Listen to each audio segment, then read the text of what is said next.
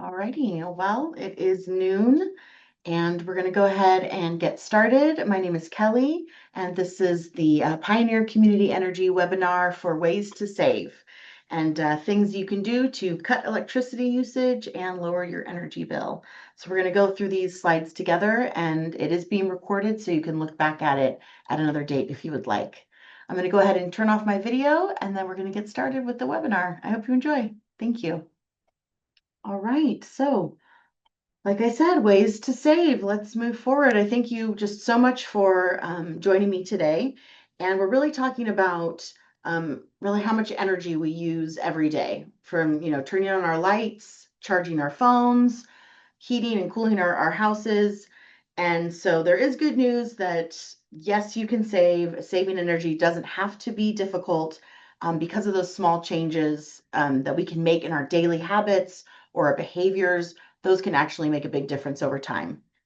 So during this webinar, we are going to go through some of the simple, practices of ways to reduce your electricity use and then save money on your monthly energy bill.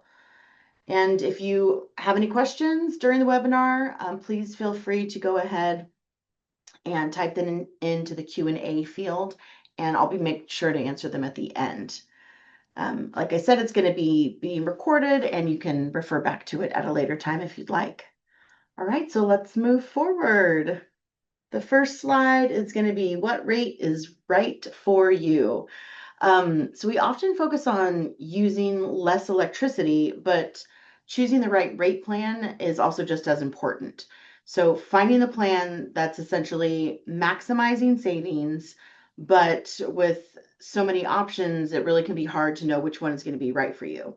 So it's important to know the difference between the tiered rates and the time of use rates, and that's what we're going to be going over here on this slide. All right, let's start with E1, which is tiered. So E1, it's currently the only tiered option available. It has a baseline allowance of energy, which is determined by a few factors, such as your climate zone or whether your heat source is electric or not. It could also be increased through participation in medical baseline program. So again, that baseline allowance can be increased through the baseline program. All energy used within the baseline allowance is at the low fixed rate.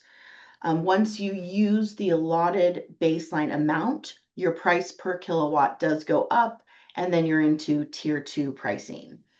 So this rate could be ideal for households that can't shift usage during certain times of day, but it can be tricky for households that do use a lot of energy. So again, when you're moving from tier 1 up until tier 2, the rate per kilowatt does increase.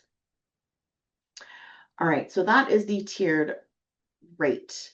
So the next category of rates is called time of use, also referred to as TOC. You might see that on your bill if you have time of use. So while each one is slightly different, they all generally function the same. And there are certain times a day when energy is more expensive, and we refer to that as peak. So those peak times, and then times of the day when it's less expensive, which are referred to as off peak or part peak. So again, you may have peak and off peak or part peak times.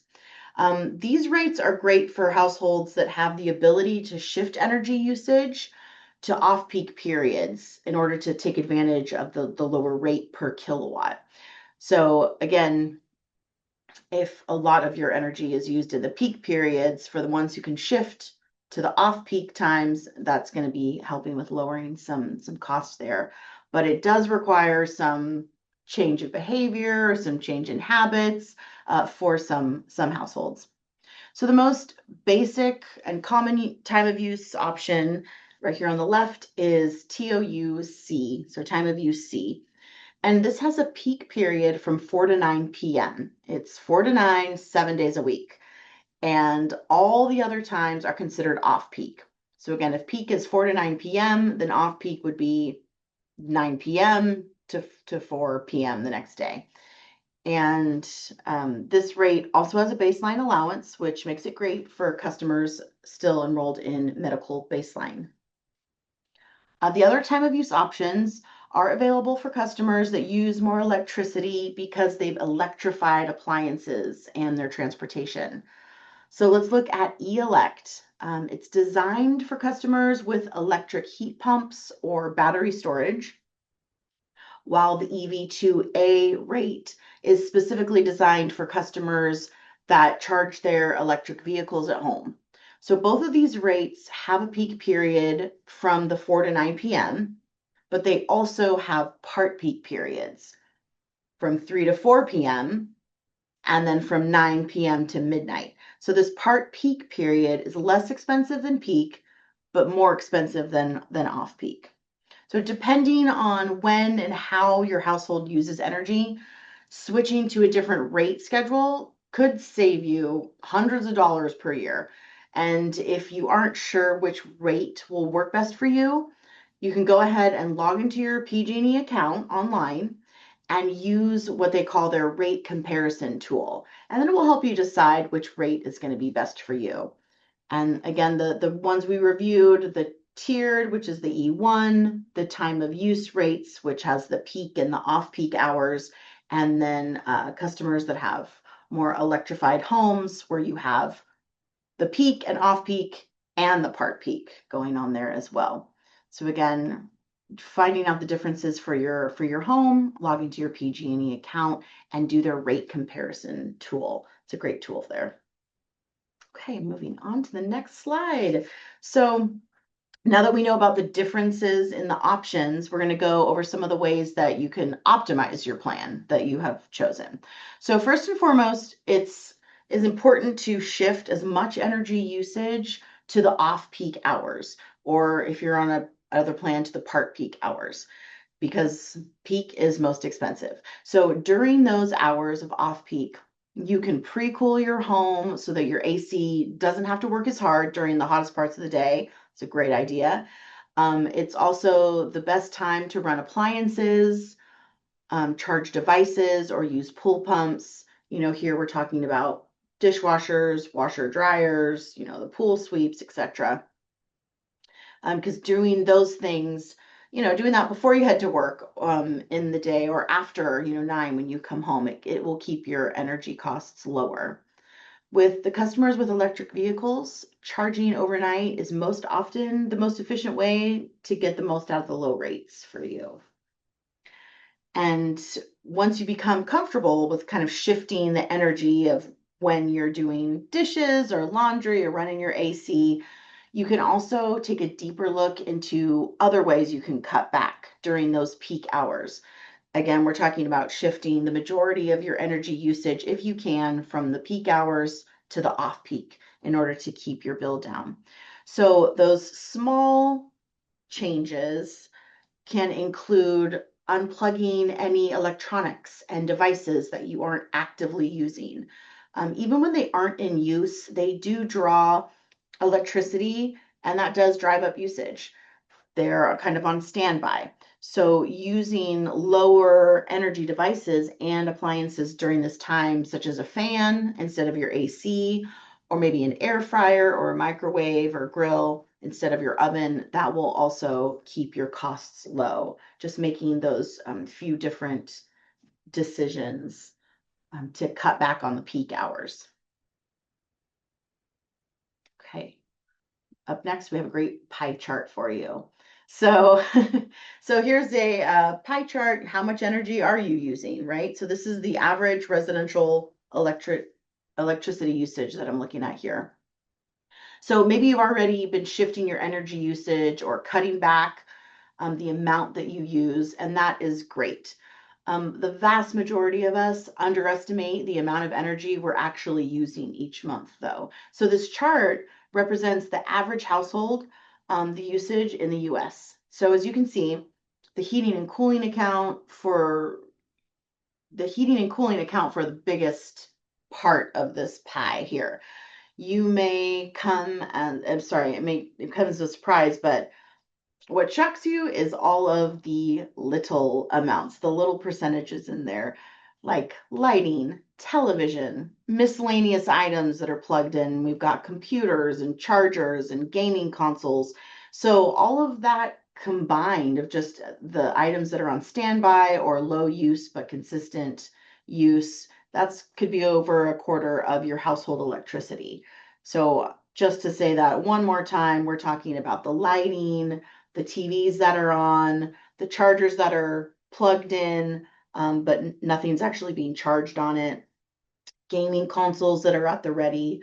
All of those actually do draw a bit of energy that can account for the 1/4. So being able to unplug what you can save you money and reduce that energy usage. Okay, so let's talk about some audits. Everybody loves talking about audits. This is a good audit. This is an energy audit. It's a great way to identify where you're using the most energy and what you can do to fix it. So there are 2 points I'm going to make here, 2 companies. The first is HomeTel, and it can provide you with a custom analysis of your energy use and assign you a personal energy coach. That person will walk you through all the different ways you can optimize your energy, and then cut those electric costs. So you'll be able to speak with someone about that, have a coach, and to sign up, you can go ahead and click on that link and get started there. And the second one, which is our friends at North Rural Energy Network. So they offer phone consultations to help you identify ways that you can save energy as well. It's speaking to someone on the phone, again, to go through your house, your usage, your ways of being, and then they will walk you through how to save. So they also have free toolkits. Those can include starter materials for making your home more energy efficient. As you can see, we've got some LED light bulb options, water saving aerators, weather stripping, etc. And that link is just below there. Again, 2 really great resources to go to for free energy audits. Kind of see where your starting point is and then how many changes or shifts that you can make to reduce energy to then reduce your bill.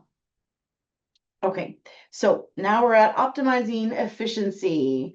So once you've identified some of the home's, biggest energy hogs, you can get to work at finding on what to cut back on.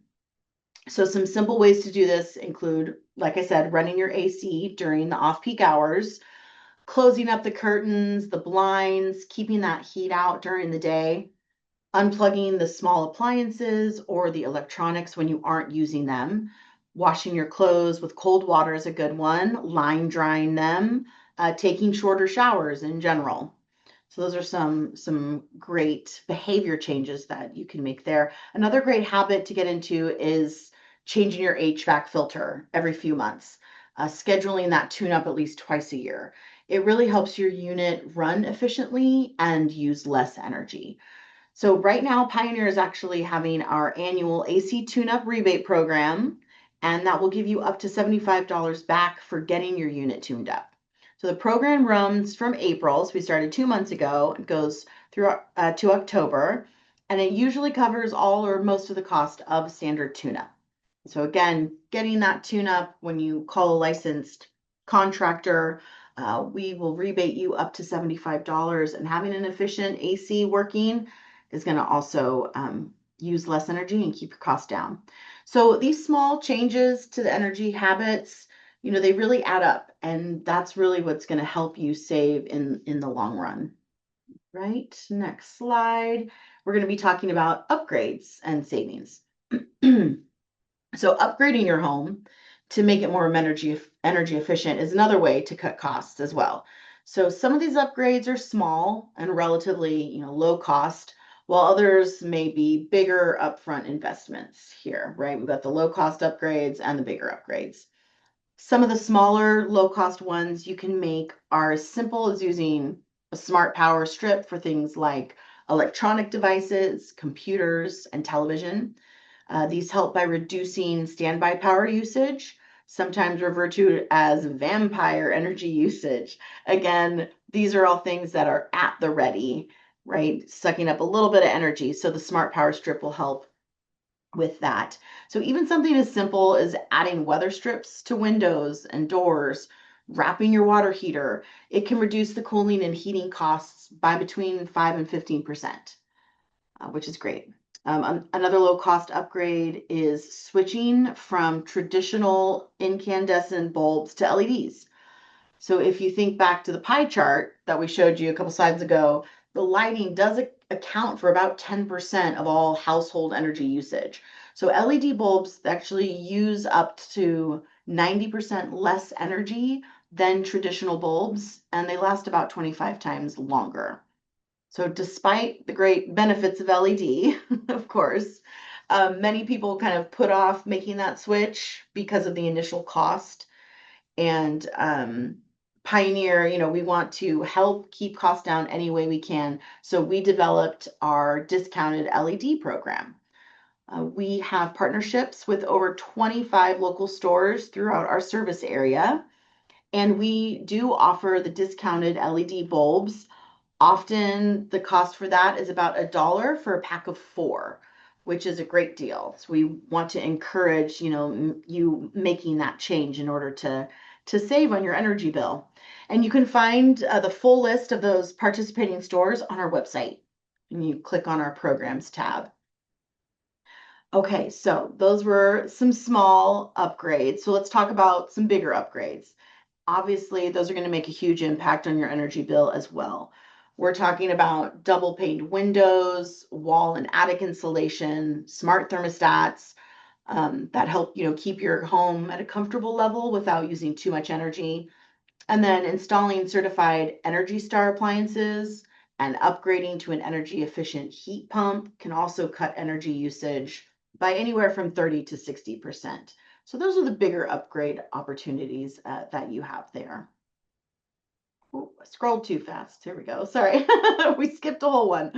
Okay, so in line with some of those bigger purchases, we're going to talk about rebates and assistance here. I did mention our AC tune-up rebate already, but let's talk about the Energy Savings Assistance Program and Weatherization Assistance Program, and then our incentive tool. So those big costs. Luckily, there are rebates, there are incentives out there to help cover some or all of those costs for the bigger upgrades.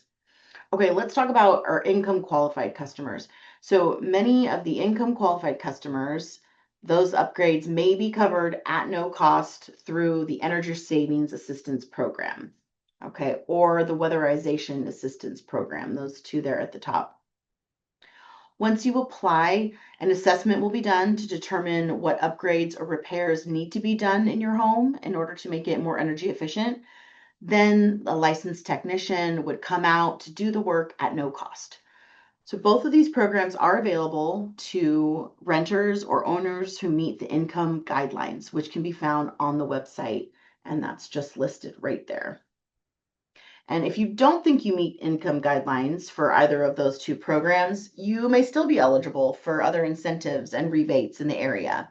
So Pioneer recently launched our Incentive Finder tool, which is very exciting, and it helps you find rebates, incentives, tax credits that are offered by federal, state, and local agencies, again, in our service area. So when you go to our website, and then click on our programs tab and go to our incentive finder tool, all you need to do is input a few pieces of information about your household, and a customized list of offers will be generated based on your specific needs. And you'll just have that list available for you, and you can click on any of those links and it will take you to the appropriate site offering that rebate or incentive, and it will get you more information for what you need.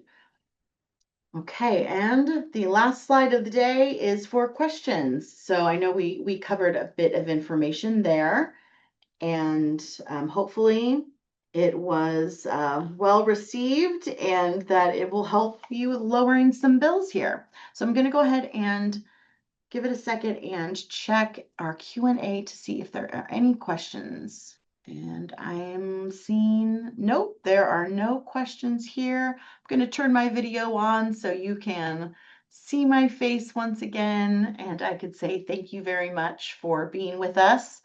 I really hope you enjoyed the webinar. Like I said, it was recorded and it's going to be on our website, available for you to watch again. And also the links will be there for some of those programs that I talked about. So I hope you have a wonderful summer, and please give us a call. Our main line, as it says here on this last screen, the 916-758-8969. So that is a direct line to our customer care staff, and we're happy to answer any questions that you may have and find some solutions to save you money this summer. So stay cool, and I appreciate you staying here and spending your afternoon with me. Thank you. Bye.